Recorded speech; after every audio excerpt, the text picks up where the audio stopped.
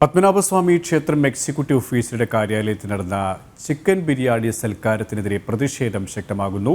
ജീവനക്കാരന്റെ മകന് ജോലി ലഭിച്ചതുമായി ബന്ധപ്പെട്ട് നടത്തിയ സൽക്കാരത്തിലാണ് ക്ഷേത്ര പരിസരത്ത് മാംസം വിളമ്പിയത്. ഇവരുമായി പ്രജിത് മോഹനൻ ചിരികയാണ്. പ്രജിത്ത്, ക്ഷേത്ര പരിസരത്ത് മാംസം വിളമ്പിയ നടപടിയിലാണ് പ്രതിഷേധം ശക്തമാകുന്നത്. മറ്റു വിവരങ്ങളും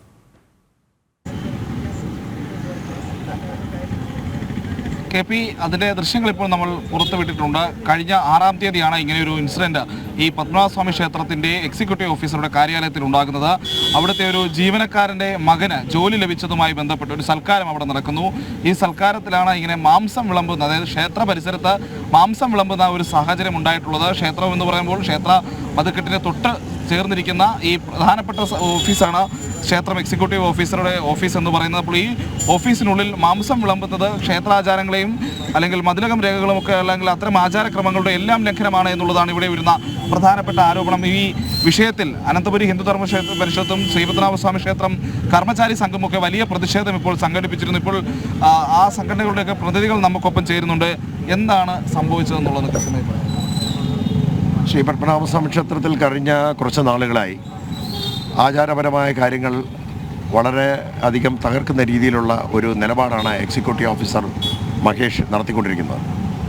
ആദ്യം തന്നെ ഭക്തജനങ്ങളെ എല്ലാം സങ്കടത്തിലാഴ്ത്തിക്കൊണ്ട് ദർശന ക്രമീകരണം 6-ാം തരത്തിലെ കാര്യം ശരി 6-ാം തീയതി സംഭവിച്ചിരിക്കുന്നത് എക്സിക്യൂട്ടീവ് ഓഫീസറിൻ്റെ നേതൃത്വത്തിൽ ശ്രീ പത്മനാഭസ്വാമി ക്ഷേത്രത്തിൽ ഒരു ജീവനക്കാരൻ്റെ മകന് ജോലി കിട്ടിയതുമായിട്ട് ബന്ധപ്പെട്ട ഒരു സൽക്കാരം നടത്തുകയാണ്.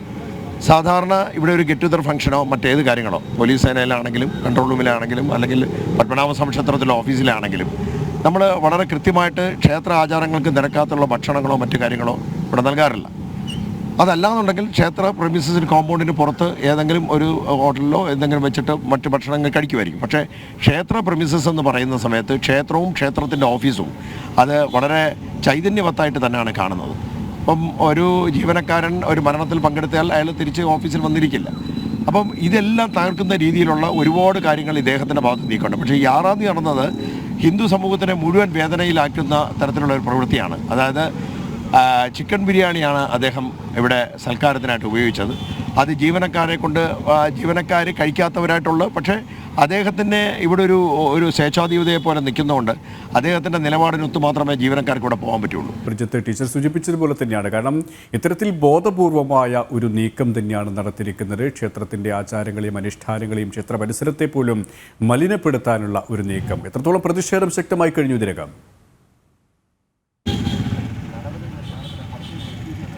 KP ആ പരാതിയെ പറ്റി നമുക്കൊന്നുകൂടെ അറിയണം. അതിനുശേഷം കൂടുതൽ ഭക്തരിലേക്ക് കടക്കണമെന്നുണ്ട്. ചേട്ടാ, നമ്മൾ പരാതിയെ പറ്റി ഒന്ന് ശ്രീ പത്മനാഭസ്വാമി ക്ഷേത്രത്തിൽ ഈ കെട്ടിട സമുച്ചയത്തിൽ, അതായത് ഓഫീസ് ക്ഷേത്രത്തോട് ചേർന്നിരിക്കുന്ന മതില ഓഫീസിലാണ് ഇത്തരം ഒരു സൽക്കാരം നടത്തിയിരിക്കുന്നത്. അതുമായിട്ട് ബന്ധപ്പെട്ട് കർമ്മചാരി സംഘം എക്സിക്യൂട്ടീവ് ഓഫീസറിനെ ഇവിടെ നിന്ന് നീക്കം ചെയ്യണമെന്ന് ശക്തമായ നടപടി വേണമെന്നും ആവശ്യപ്പെട്ടുകൊണ്ട് നമ്മൾ നിവേദനം നൽകിയിട്ടുണ്ട്. ഇപ്പം അനന്തപുരി ഹിന്ദുധർമ്മ പരിഷത്തിൻ്റെ നേതാവായിട്ടുള്ള M. ഗോപാൽ നമുക്കൊപ്പം ചേരുന്നുണ്ട്. ഈ ഒരു സാഹചര്യത്തിൽ എങ്ങനെയാണ് ശ്രീപത്മനാഭസ്വാമി ക്ഷേത്രത്തിൻ്റെ എക്സിക്യൂട്ടീവ് ഓഫീസറുടെ മുറിയിൽ വെച്ച് ഒരു കോഴി ബിരിയാണി സദ്യ നടത്തി എന്നുള്ളതാണ് ആദ്യമായി മുന്നോട്ട് വന്നിട്ടുള്ളത്. അതിനെക്കുറിച്ച് അന്വേഷിച്ച സമയത്ത് എക്സിക്യൂട്ടീവ് ഓഫീസർ നിരപരാധിയാണെന്നും അവിടുത്തെ ഡ്രൈവറുടെ മകൻ്റെ ഒരു ജോലിയുമായി ബന്ധപ്പെട്ട് ആണ് ഇങ്ങനത്തെ ഒരു പരിപാടി നടത്തിയതെന്നും ആണ് അദ്ദേഹത്തിൽ നിന്ന് അറിയാൻ സാധിച്ചത്. പക്ഷെ രണ്ടാണെങ്കിലും ഈ സംഗതി എക്സിക്യൂട്ടീവ് ഓഫീസർ അറിഞ്ഞു എന്നുള്ളതൊരു വാസ്തവമാണ്.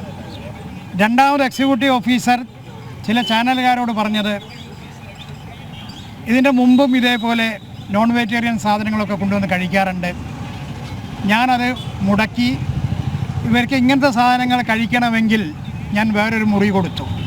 അപ്പോൾ എക്സിക്യൂട്ടീവ് ഓഫീസർ ഇതിനെ അനുകൂലിച്ചു എന്നുള്ളതാണ് അതിൽ മനസ്സിലാക്കേണ്ടത്.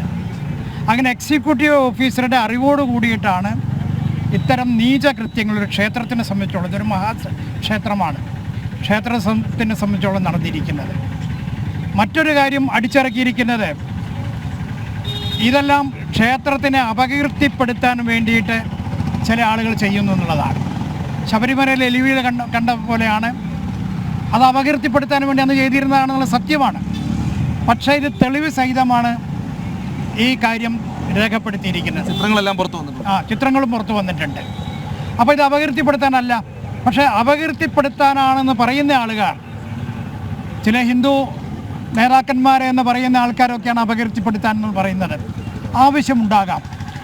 ഓരോ സ്ഥലത്തും ആ ക്ഷേത്രത്തിലെ കാര്യങ്ങളിലേക്ക് കടക്കാൻ വേണ്ടി എക്സിക്യൂട്ടീവ് ഓഫീസറെയും ഭരണസമിതിയെയും സ്വാധീനിക്കുന്ന ചില ആളുകൾ ഞങ്ങൾ ഹിന്ദു സംഘടനകളുടെ പ്രതിനിധികളാണെന്ന് പറഞ്ഞുകൊണ്ട് നടക്കുന്നുണ്ട്.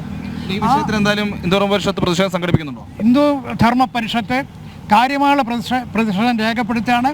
ഇവിടുത്തെ ഹിന്ദുക്കളെ സംഘടിപ്പിച്ചുകൊണ്ട്, വിശ്വാസികളെ സംഘടിപ്പിച്ചുകൊണ്ട് ഹിന്ദു ധർമ്മ പരിഷത്ത് പ്രതിഷേധവുമായി മുന്നോട്ട് പോകും. ഈ എക്സിക്യൂട്ടീവ് ഓഫീസറെ മാറ്റണം എന്നുള്ള നിലപാടിൽ മാറ്റണം എന്നുള്ളതാണ്. ഇങ്ങനത്തെ ഒരാളെ മാറ്റണം എന്നുള്ളത് മാത്രമല്ല, പരിഹാരക്രിയ കൂടി ചെയ്യണം.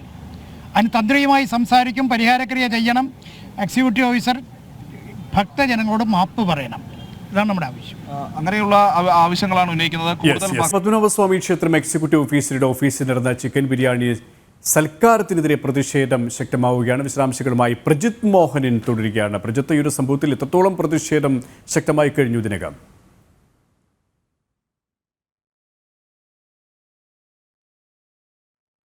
മറച്ചു വെക്കാനുള്ള ശ്രമങ്ങളൊക്കെ നടന്നിരുന്നു.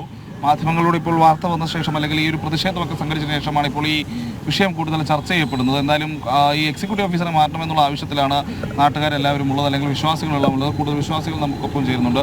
ഒരു വിശ്വാസി എന്ന നിലയിൽ എന്താണ് ഒരു വിശ്വാസി എന്നുള്ള രീതിയിൽ പറയാനുള്ളത്? ശ്രീപത്മനാഭൻ നമ്മുടെ നാടിൻ്റെ കാവലാളാണ്. അപ്പോൾ അദ്ദേഹത്തിൻ്റെ ഐശ്വര്യവും ക്ഷേത്രത്തിൻ്റെ അഭിവൃദ്ധിയുമാണ് നമ്മുടെ നിലനിൽപ്പിന് ആധാരം. ക്ഷേത്രത്തിൻ്റെ എക്സിക്യൂട്ടീവ് ഓഫീസർ അദ്ദേഹത്തിൻ്റെ മുറിക്കകത്ത് അല്ലെങ്കിൽ ക്ഷേത്ര കോമ്പൗണ്ടിനോട് ചേർന്നുള്ള പവിത്രമായ ഈ പ്രദേശത്ത് ഇതുപോലെയുള്ള മാംസാഹാരങ്ങൾ ഉപയോഗിക്കുക എന്ന് പറഞ്ഞാൽ ക്ഷേത്രത്തിൻ്റെ ആചാരത്തിനൊരു ലംഘനമാണ്. അപ്പോൾ കാവലാൾ, അതായത് വേലി തന്നെ വിളവ് തിന്നുന്ന ഒരവസ്ഥയാണ് ഇപ്പോൾ നിലവിൽ കാണുന്നത്. അപ്പോൾ ഒരു ഭക്തൻ എന്നുള്ള രീതിയിലും ഹിന്ദുധർമ്മ പരിഷത്തിൻ്റെ പ്രവർത്തനം എന്നുള്ള രീതിയിലും ബഹുമാനപ്പെട്ട ഗോപാൽജി പറഞ്ഞതുപോലെ തന്നെ ഞങ്ങൾ മൊത്തത്തിൽ ഇതിനെതിരെ ഒരു പ്രതിഷേധം സംഘടിപ്പിക്കാൻ തന്നെയാണ് തീരുമാനിച്ചിരിക്കുന്നത്. ക്ഷേത്രത്തിൻ്റെതായ രീതിയിൽ എല്ലാ ശുദ്ധിയോടുകൂടിയും പരിപാലിക്കപ്പെട്ട് മുന്നോട്ട് പോകാൻ കഴിയണം എന്നുള്ളതാണ് നമ്മുടെ ആവശ്യം.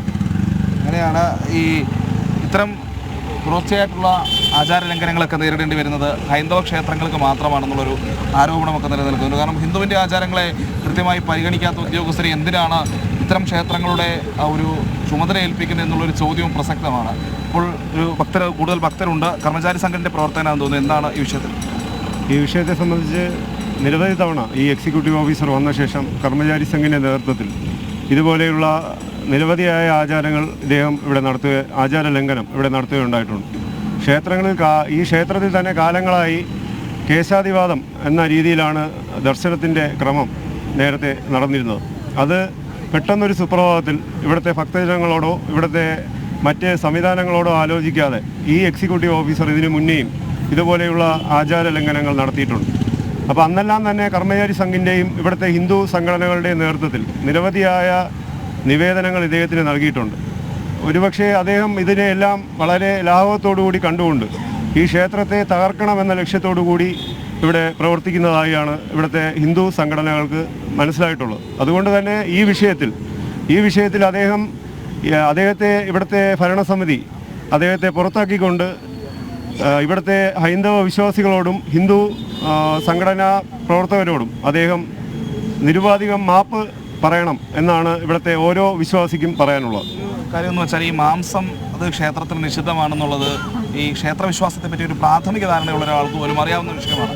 അപ്പോൾ ഇത് അറിയാതെ ചെയ്തു പോയതാണ് എന്നുള്ളൊരു കാര്യം നമുക്കിതിൽ പറയാൻ കഴിയും.